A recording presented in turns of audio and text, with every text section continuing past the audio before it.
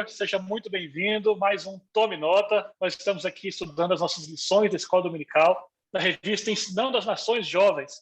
Agora nós estamos estudando esta revista aqui que você está vendo. O tema da nossa revista, A Igreja e a Cidade. Para você que ainda não tem, o link da revista vai estar abaixo aqui no vídeo, você pode fazer download.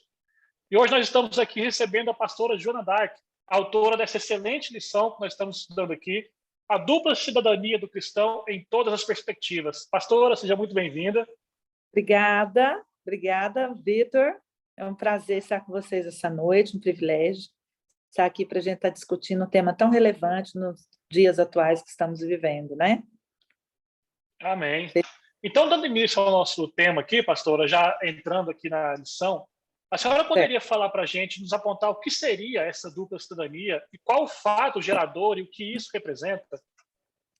Olha, eu fiquei muito feliz quando me deram esse tema. Eu falei assim, Deus, tu és lindo, porque o Senhor nos conhece e sabe quanto eu gosto desse tema, né?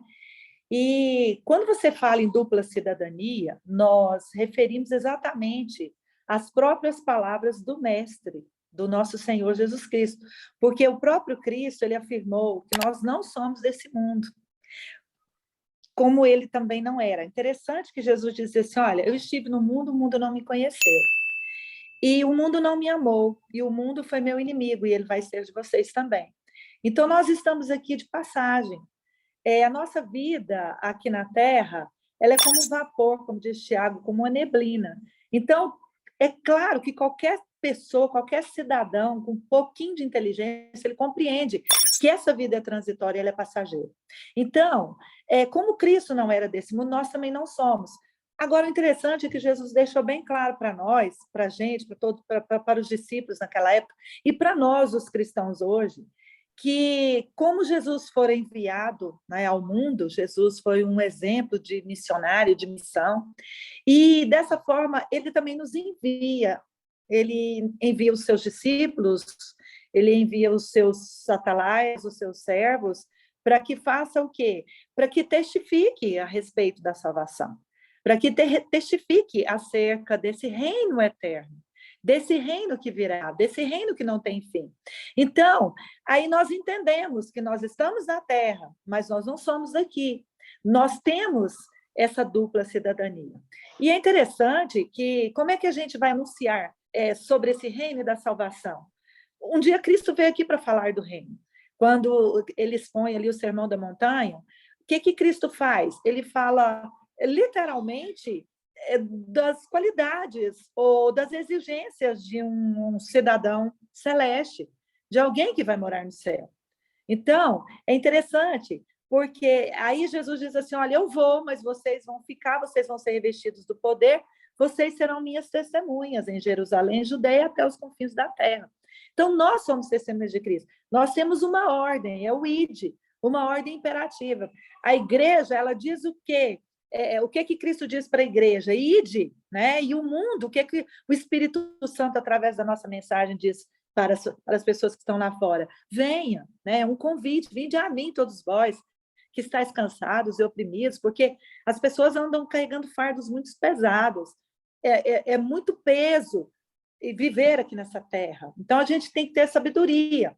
E Paulo, o apóstolo, escolhido por Deus, credenciado, né, por Cristo. Jesus aparece para ele quando ele aspira a acusação contra os servos do Senhor, quando ele vai para detonar, destruir aquela igreja nascente, aquela igreja que falava no Cristo, que já tinha sido problema, segundo eles, segundo os judeus, e que teríamos eliminado ele. Agora esse povo levanta com essa garra para anunciar esse evangelho. Então o Senhor aparece, né, para Paulo e diz para ele, é duro recalcitrar contra os aguilhões. Paulo, aí ele diz, quem é você? Ele falou assim, eu sou Jesus a quem você está perseguindo. Você não está perseguindo os meus, você está perseguindo a mim. Então, a nossa ordem aqui na Terra, como cidadãos, é falar desse céu. E Paulo advertiu assim, olha, buscando as coisas do alto onde Cristo vive e não as que são aqui da Terra, né? Na própria lição, eu coloquei um pensamento do Spurgeon, que eu encanto com ele. O Spurgeon diz o seguinte, que foi um príncipe dos pregadores, quanto mais eu tenho de Deus, mais eu tenho das coisas eternas do céu, menos eu desejo, menos eu cobiço dessa terra. Porque o cristão que está com os olhos nos céus, que está olhando para cima, ele tem visão, ele perde ele não perde o sentido da vida, mas ele desiste dessa vida, porque essa vida ela só nos traz para baixo, essa vida terrena. Mas a vida celestial faz com que olhemos para cima e desejamos a nossa redenção. Então, Paulo advertiu completamente, olha, nossa pátria não é aqui, é o céu. E eu gosto muito de dizer, sabe, nós não somos humanos, não. Nós somos espirituais. Nós estamos passando por uma experiência humana. É um período probatório que Deus dá para o homem. Ele vir aqui e depois ele estar na glória com ele eternamente, né? Então, estamos aqui andando, ó, passando. Cada dia você caminha mais para estar perto daquela outra cidadania que é os céus, né? E aí é interessante que, como cristãos, eu vou odiar o mundo, como cristãos eu vou sair do mundo, como cristãos eu vou, né, falar assim, não, eu não quero nada com isso aqui. Não, enquanto nós vivermos aqui, nós podemos até amar o mundo, mas num bom sentido, não como Cristo falou. Cristo proibiu amar o mundo, mas amar o quê? O sistema, né? Mas nós podemos gostar do mundo, amar o mundo sem ficar no mundo, sem participar das loucuras do mundo, do convite que o mundo faz em termos de loucura para nós, né? Então, nós devemos ficar no mundo e rechaçar todo o sistema que rege esse mundo, porque esse mundo anda na contramão de Deus, esse mundo ele é sem princípios bíblicos. Então, nós temos essa dupla cidadania, terrena e espiritual. E, concluindo, o que isso representa para mim, essa cidadania, né? Nós estamos morando na casa de César. O que é esse César? Esse César é o sistema maligno, porque César se divinizava, César exigia adoração, que os cristãos, se não oferecessem incenso para ele, se não se curvassem diante dele, porque ele se divinizava. Então, porque o homem, quando ele tem poder, ele acha que ele é um imperador, porque ele é um presidente, porque ele é um rei, ele se acha que ele está no domínio de todas as pessoas e que ele precisa ser respeitado. Quando Maquiavel escreve aquele livro, O Príncipe, ele diz assim, olha, o príncipe ele não precisa ser temido por causa de quê? Por causa do amor. Ninguém quer que o príncipe seja amado. O príncipe tem que ser temido. As pessoas têm que ter medo dele, porque senão ele vai fadar ao fracasso. E isso não é atitude de cristão. Então, nós vivemos na casa de César, como era Roma, como era a Babilônia, como era o Egito, era um lugar dirigido totalmente pelo maligno. E a Bíblia diz que o mundo jaz no maligno. O que é jaz? É dormir na morte. Ele jaz no maligno, né? E estar aqui não significa que eu devo ser conivente com o mundo, que eu devo compactuar com as ideologias, com a religiosidade, com a política, com a corrupção, entendeu? Estar aqui significa que eu estou aqui como uma pessoa estrangeira. Eu estou aqui e esse Deus desse mundo, desse século, né? Eu não vou seguir ele, mas eu vou seguir o padrão de Cristo. E onde está o padrão de Cristo? Na palavra. Somos guiados não apenas por regras, nós somos guiados por convicções. A pessoa que só tem regra, não tem convicção, ela tem dificuldade. Mas nós não, nós somos convictos de que fomos salvos, de que um dia vamos estar diante de Cristo, que essa vida aqui, esse corpo aqui é um tabernáculo, ele vai desfazer a qualquer momento. Não é? Às vezes a gente pensa que tem força, que tem idade, que tem isso. Meu filho, tudo passa na vida da pessoa. E quando ela tem de ir, ela vai. Então, o apóstolo Pedro, ele resume muito bem a nossa cidadania, o nosso comportamento aqui.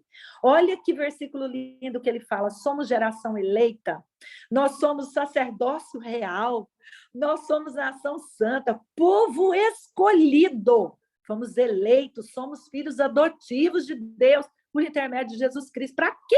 Para anunciar as grandezas daquele que nos chamou para a sua maravilhosa luz, né?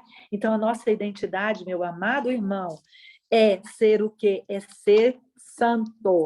Santo. Somos santos, morando na casa de César. Primeira pergunta respondida, amém? Amém, graças a Deus. E como a senhora disse, né? Por mais que a gente tenha uma dupla cidadania, chega uma hora que uma tem que prevalecer, né? Uma tem que prevalecer. É o que nós vamos falar agora, né? É o que nós vamos falar, essa pergunta sua. Entrando nesse próximo ponto aqui que a gente vai entrar agora. A gente vive uma sociedade que é de extremos, né? Tem tanto um extremo para um lado quanto para o outro. E nessa polaridade, como equilibrar a nossa dupla cidadania? Essa cidadania celeste com essa cidadania humana? Como deve ser a prática do cristão, a postura do cristão? Então, podemos já responder? Sim. Então, Sim. precisamos o quê? Encontrar equilíbrio, né? A gente é sal, e se o sal for insípido, o que vai acontecer? Ele vai se tornar insuportável, não é verdade? Então, qual a finalidade do sal? É temperar, né? Você, geralmente, quando você pega um peixe, você pega uma carne no açougue, você vai temperar aquela carne para aquela carne não acontecer o quê? Putreficar, para aquela carne não se perder, para aquela carne, né, não ter condições de ser, de alguém alimentar dela. Então, nós colocamos sal em coisas mortas. Então, o cristão está aqui para fazer o quê? Para trazer tempero, para salvar, por intermédio de Jesus Cristo, pelo Espírito Santo, esse mundo. Então, nós precisamos viver de maneira coerente nesses dois mundos. E então, como lidar com essa ambivalência? Como fazer, gente? Meu Deus, se eu sou cidadão do mundo, o mundo é contrário de Deus. Se eu sou cidadão do céu, o que eu faço, então? Como uma hora, quem que vai prevalecer? Né? Equilíbrio. Eu sou o Espírito Santo, ele tem o fruto do Espírito. Nós precisamos ter o fruto do Espírito para viver nessa terra.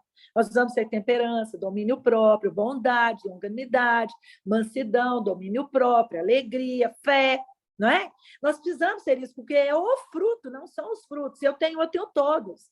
E não precisamos isolar do mundo, porque tem gente que pensa assim, também eu não quero nada com esse mundo, eu não gosto desse povo, esse mundo aqui não me pertence, eu não estou nem aí para ninguém, eu vou me isolar, eu não quero saber de nada. Aí nós vamos nos tornar semelhante à versão dos claustros, que eram os mosteiros medievais. Por não haver mais martírio, por não haver mais perseguição, o que eles faziam? Eles se isolavam do mundo, eles iam para os monastérios, eles iam para as colinas, eles iam para os campos, eles iam para as fazendas, eles afastavam do mundo totalmente. E com isso, o que acontecia? Eles se tornavam santos, mas ali os pecados capitais estavam na mente deles, na vida deles. Então, o que acontecia? As pessoas até iam lá, olha, tem um santo, porque ele não vive no mundo, mas eles deixaram de fazer o quê? Eles deixaram de ser relevantes no mundo. Então, nós vamos entender que a igreja, ela é o quê? Ela é uma agência de Deus na Terra. A igreja, ela é o quê? Ela é uma agência de milagres. A igreja é um fator de equilíbrio. A igreja é o que? É saúde. A igreja é terapêutica. A igreja, ela é o quê? Ela é curativa para esse mundo. Entendeu?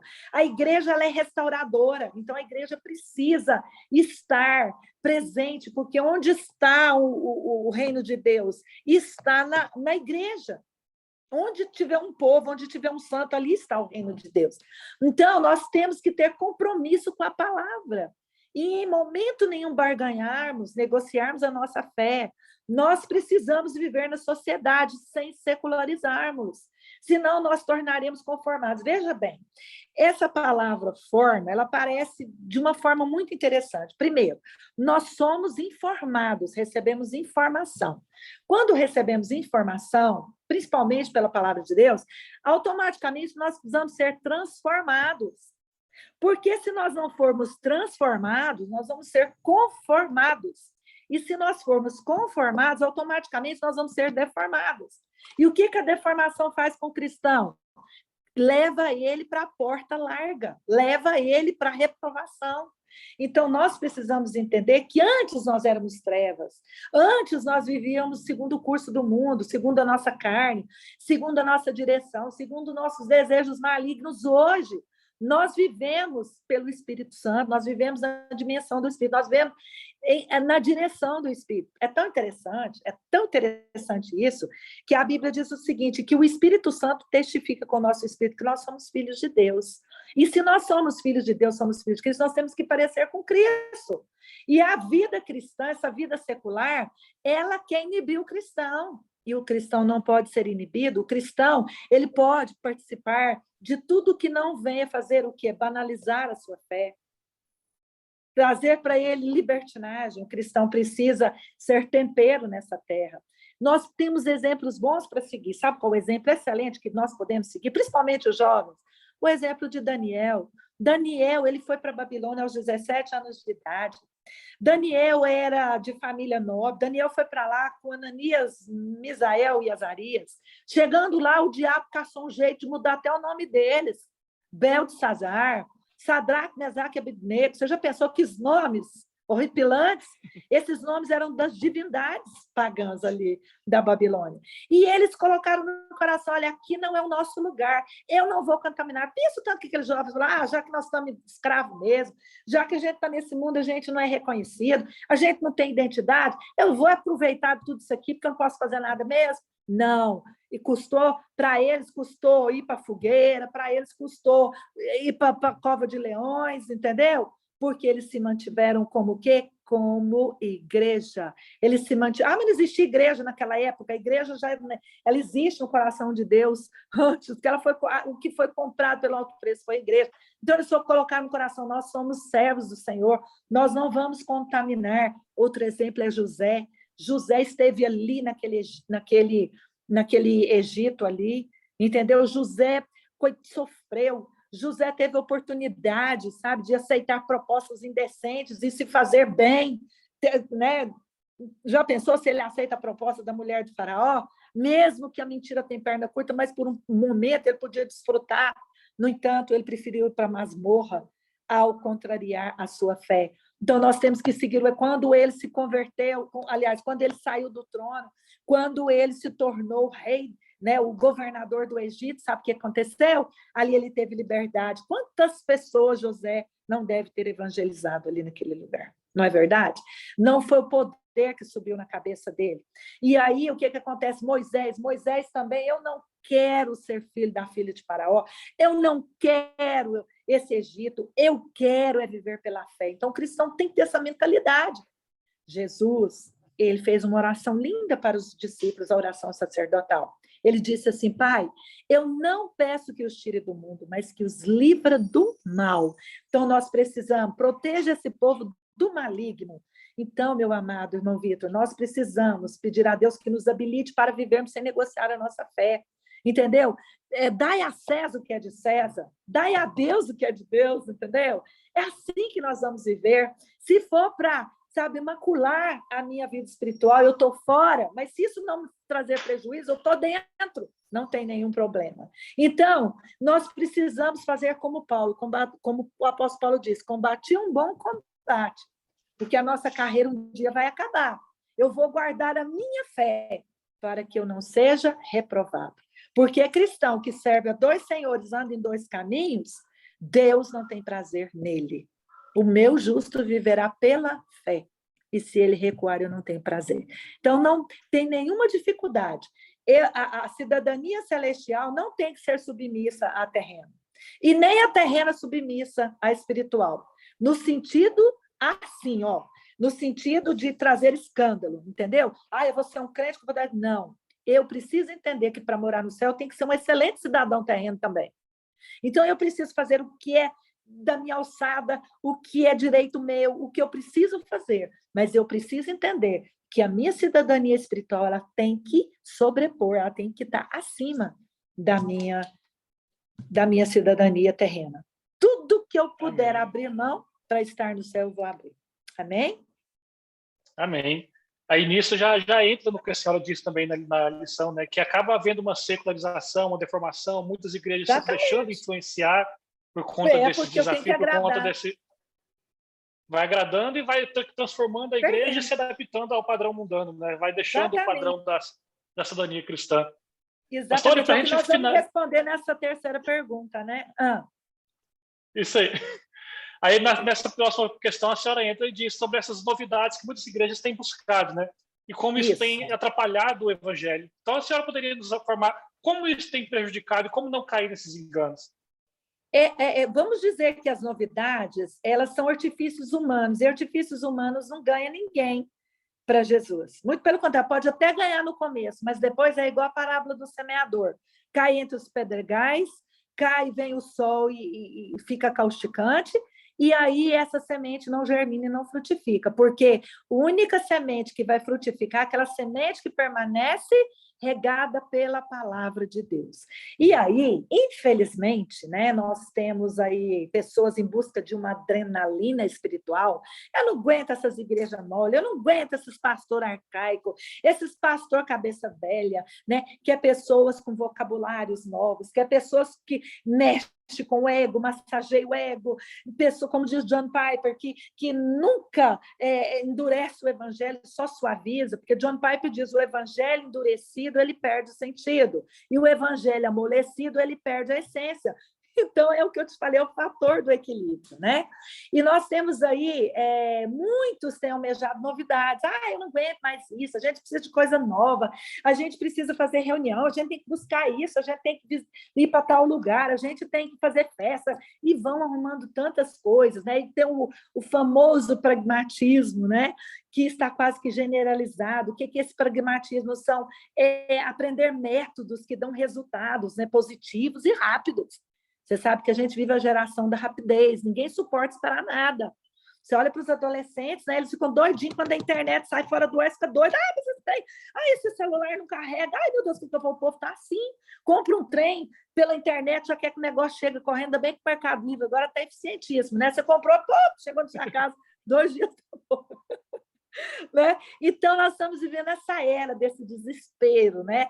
Dessa rapidez. E os métodos, eles tendo resultados e sendo positivos e rápidos, tudo está de boa. Mas a vida com Deus, né? É diferente. A vida com Deus é o quê? É paciência, é perseverança, é longanimidade, ou não é? Não é assim, né? E as pessoas que elas vivem isso aqui está dando, o pragmatismo está dando certo ali, vamos fazer. Tudo bem, mas às vezes não vai funcionar para aquele tipo de pessoa, entendeu? Aquilo ali que está dando certo ali, às vezes não dá certo aqui. Então, a gente tem que tomar muito cuidado com isso. Eu não vou mudar a cara da minha igreja, eu não vou mudar a cara da minha pregação para agradar homens. Os apóstolos disseram, não importa agradar a Deus e não a homens. Se eu agrado homens, eu desagrado a Deus. Então, o que eu tenho que permanecer na palavra? O que eu tenho que agradar? A Deus, falando a palavra dele, porque a Bíblia diz assim, Vitor, que Deus, ele vela para cumprir a palavra dele. Eu alargo as portas lá aqui e lá no céu ela continua estreita. Então, isso é muito perigoso, entendeu? Andar em 2 caminhos, servir a 2 senhores. Uma hora eu estou na carne, outra hora eu estou no espírito. Uma hora eu estou juntando o santo com o profano.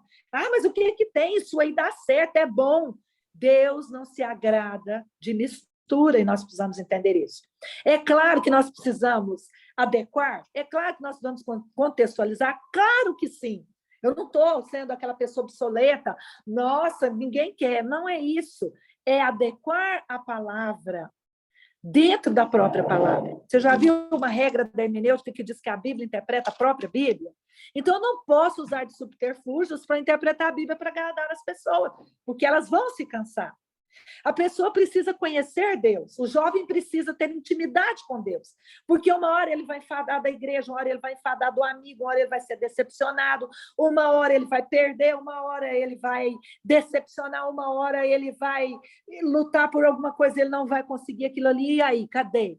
Cadê aquela intimidade com Deus para manter ele firme e sólido, e em pé? Por isso que Jesus falou, construa sua casa na rocha, que é Cristo, porque pode vir tudo e você vai desejar mais Deus, porque nós precisamos desejar Deus, amém? E estar na igreja, né, ouvindo, não muda nada, a palavra tem que estar escondida no coração. O que o salmista diz? Escondi a tua palavra no meu coração para não pecar contra ti. Então, nós precisamos, se queremos mudança na nossa vida, se queremos espiritualidade, se queremos paz, se queremos... Jonathan Edwards diz, o jovem não encontra satisfação no mundo, o jovem não encontra satisfação nas bebidas, o jovem não encontra satisfação na fornicação, os jovens não encontram satisfação nas novidades, o jovem encontra satisfação em Deus. Então, Jonathan Edwards, os jovens carregavam a camisa com a foto dele, de tanto que ele era o pastor deles, dos jovens, porque era um homem de Deus, um homem de compromisso. Entendeu? Ele não mudou nada, não. Ele era forte nas ideologias dele, e ele ganhou muitas almas para o Senhor. Então, nós precisamos crescer no conhecimento da palavra de Deus. Precisamos retornar ao primeiro amor. Porque o crente, quando ele está querendo muita coisa, muita mudança, muita novidade, não estou gostando disso, estou gostando daquilo, é porque o amor, que é Deus, está esfriando no coração dele. E aí Jesus convidou a igreja de Éfeso a voltar às práticas do primeiro amor, porque era uma igreja ativista. Era uma igreja que não parava, era uma igreja que tinha tudo lá dentro, mas não tinha amor. E o amor é que nos faz permanecer. Então, nós precisamos dessa alerta. A igreja de Éfeso teve essa alerta. E hoje precisa ecoar nos nossos ouvidos a palavra amor, perseverança. Perseverar é ser constante, não é nos momentos de bonança. Que a Bíblia diz que a árvore dá fruto na estação própria. O que é isso? Dá fruto quando você está doente, dá fruto quando você perde, dá fruto quando você fica pobre, dá fruto quando você fica rico, dá fruto quando você compra uma fazenda, quando você faz negócios. O crente tem que dar fruto. O cristão, ele precisa entender que nessa terra ele encontra perigos e desafios. E nós precisamos estar com Cristo. Amém? Outro ponto, meu irmão Vitor, para terminar, outro ponto que a gente encontra hoje no meio dos jovens, o perigo que nós temos que tomar cuidado com as inovações é na tecnologia. Ela tem ameaçado, ela tem massificado o povo. A mídia, ela encolhe distâncias, entendeu? Ela amplia horizontes, mas sabe o que a mídia faz? Ela traz ideias estranhas, ela faz o crente quebrar quebrar tabus, entendeu? E aí cria fantasias na cabeça. Muitos estão alienados, individualistas, sem calor humano. Por quê? O virtual. Não sei se você já ouviu falar do metaverso, que vai sair agora. As pessoas vão ser levadas pelo pensamento, elas vão estar onde elas quiserem, nos lugares que elas quiserem. Entendeu? A pessoa vai viver no mundo virtual. Isso é muito triste, meu irmão, porque hoje o que falta no coração das pessoas é amizade, é calor humano. Quando você faz aniversário, você recebe 1000 parabéns nos Face, nos WhatsApp, mas você não recebe, às vezes, uma visita, um abraço, um calor. Você entendeu? E as pessoas estão se alimentando disso. Eu tenho tantos seguidores. Nossa, gente do céu, cadê a amizade? Cadê a presença? Cadê o apego de mão? Cadê o abraço? Cadê o chorar no ombro? Cadê o bater papo? Cadê o conselho? Entendeu, meu irmão? Então, nós temos que tomar muito cuidado com isso, porque a comunhão é de extrema importância. Não adianta templos superlotados, muitas agendas, sabe? E cadê a qualidade? Entendeu? Eu vou lá porque é o fulano que está pregando, eu vou lá porque a palavra está sendo ministrada, não importa por quem. É assim que eu tenho que viver. Perde a essência, né?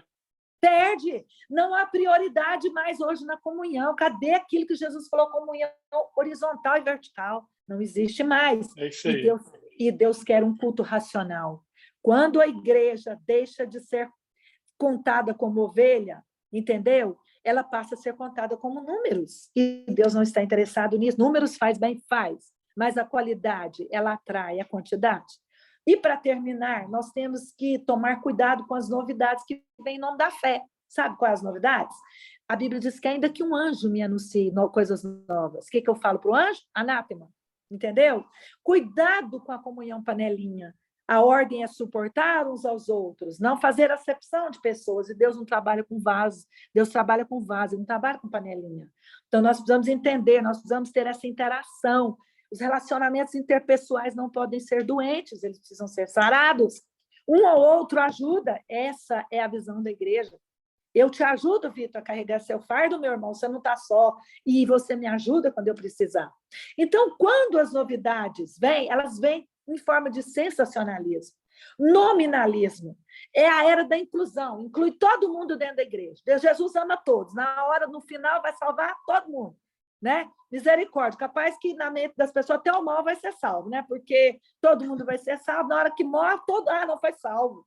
E porque é difícil, a gente não sabe quem foi salvo, quem não foi. Mas a Bíblia diz que pela árvore conhece os frutos, não é verdade, irmão Vitor? E para concluir aqui, né? Cuidado com a superficialidade, a tolerância, né? As pessoas, elas pensam que novidade é coisas boas, é boa, novidade boa é boa, mas a novidade, quando ela é perigosa, ela é definida como secularismo, ela é definida como apostasia. E nós temos visto muito isso no nosso meio, né? Muito consumismo, muito materialismo. E, por último, né, nós temos a alienação. o crente não pode ser alienado. Isso é perigoso. Isso nos separa de Deus e nos torna pessoas sem relevância no mundo e sem compromisso. Quer um exemplo de uma pessoa que se alienou na vida? Você quer o exemplo de uma pessoa, um exemplo negativista, um exemplo negativo, foi Salomão. Na busca pelo hedonismo, pelo prazer, pelo materialismo, sabe o que aconteceu com aquele homem? Pelas alianças que ele fez contrário à vontade de Deus, ele se perdeu, ele se enveredou, e tudo isso levou para longe de Deus. Graças a Deus que depois ele acorda e ele vem escrever para nós Eclesiastes, que é um livro que todo crente deveria saber de cor, do capítulo 1 até o último capítulo, porque ele mostra que o princípio do Senhor, né, a verdadeira sabedoria, né, é o temor do Senhor. Então, quer dizer, você quer ser sábio? Tema a Deus. O princípio da sabedoria é o temor de Deus. E aí Salomão, né, reconhece tudo isso e nos adverte quanto a... Amém, graças a Deus, glória a Deus. Infelizmente, por causa do tempo, não tem como continuar, mas eu sei que a senhora teria muito conteúdo para estar transmitindo para a gente, essa excelente lição. Mas para todos que estão nos acompanhando aqui, não deixe de participar da Escola Bíblica Dominical, de estar aprofundando nessa lição, estudando, para que você possa receber mais ainda, ser edificado. Pastor, obrigado por esses ensinamentos que a senhora nos trouxe aqui hoje. Trouxe muita edificação para todos que vão acompanhar esse vídeo. Quem está assistindo aqui, compartilhe para que cada vez mais pessoas possam receber também esses ensinos. Não deixe também, lembrando aqui, de fazer inscrição no Comep. As inscrições estão abertas, entre no site, faça a inscrição, garanta a vaga para que você possa estar participando com a gente. Valeu, galera. Fiquem na paz. Até a próxima.